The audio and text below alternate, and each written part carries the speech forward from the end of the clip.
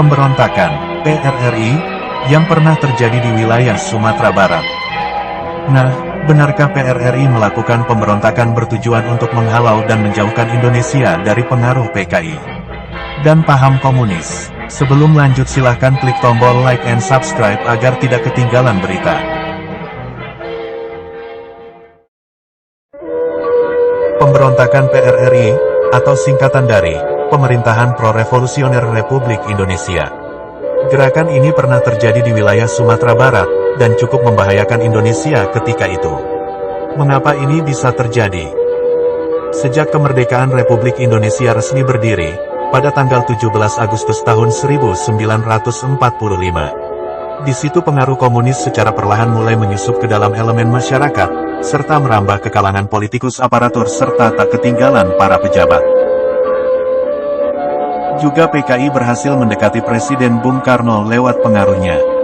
Walaupun Bung Karno bukanlah PKI, namun Bung Karno mendukung program PKI, yang waktu itu tujuannya untuk mensejahterakan kaum buruh.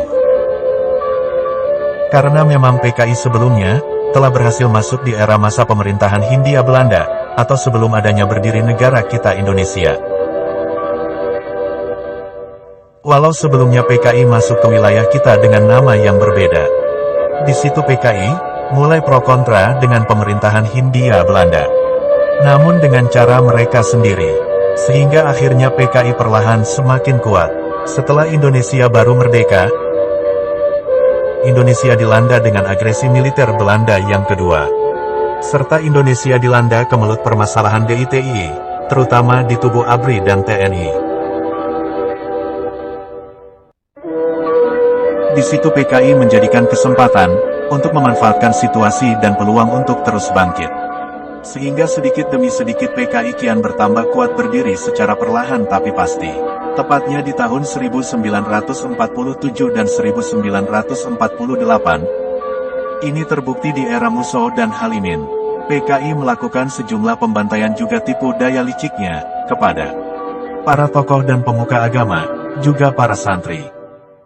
Maka akhirnya pada tahun 1948, Musso pun terpaksa harus berakhir di tangan ABRI dan TNI yang memburunya. Akhirnya pada awal tahun 1950, di wilayah Sumatera Barat, berkumpullah para tokoh ulama dan para pemuka agama, para tokoh adat serta tokoh masyarakat, juga tokoh penggerak para pemuda dan pemudi. Tak ketinggalan juga para aparat ABRI TNI dan sebagiannya ada para polisi yang pro kepada NKRI, dan bukanlah pro kepada PKI. Dari hasil perkumpulan tersebut, dibentuklah PRRI singkatan dari Pemerintahan Pro-Revolusioner Republik Indonesia, di bawah pimpinan Letkol Ahmad Hussein sebagai pemegang komando, serta Profesor Dr. Jojo Hadikusumo sebagai Perdana Menteri. PRRI mulai melakukan serangkaian gerakan pemberontakan, mulai dari mempengaruhi masyarakat Sumatera Barat untuk bergabung. Terjadi kontak senjata serta tidak lagi menganggap pemerintahan Soekarno adalah sebuah pemerintahan yang sah. Dikarenakan PRRI berpendapat, selama Partai Komunis Indonesia ada di kancah politik pemerintahan Soekarno yang sah akan membahayakan negara Indonesia. Tak hanya sampai di situ, PRRI kerap memperingatkan Presiden Soekarno, awas hati-hati terhadap PKI akan melakukan kudeta sewaktu-waktu, jika PKI masih berdiri. Namun di sisi lain, karena Bung Karno sudah terlanjur dekat dengan PKI. Dan setelah itu PKI minta kepada Bung Karno untuk memadamkan pemberontakan PRRI dengan tipu daya liciknya. Juga di sisi lain karena PRRI tidaklah sekuat PKI dalam hal konsolidasi dan negosiasi. Jika PKI kuat namun tidak demikian dengan PRRI.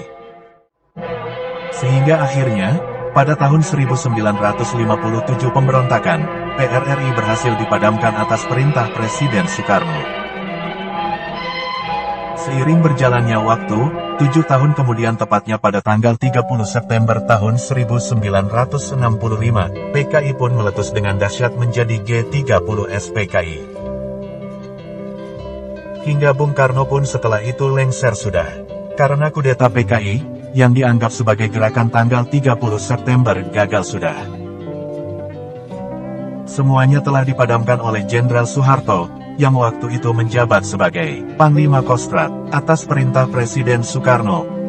Sehingga NKRI pun dipulihkan kembali. Selain kudeta PKI, yang waktu itu telah gagal, dan melibatkan banyak pihak di dalamnya, akhirnya apa yang dulu dikatakan oleh PRRI, sebelumnya kini terbukti sudah. Dampaknya, Soekarno pun harus lengser dari kursi kepresidenan. Bahkan Soekarno pun akhirnya harus menyingkir dengan perlahan. Hingga menemui akhir hayatnya tepat pada tanggal 21 Juni tahun 1970. Sang proklamator kemerdekaan Indonesia pergi untuk selamanya.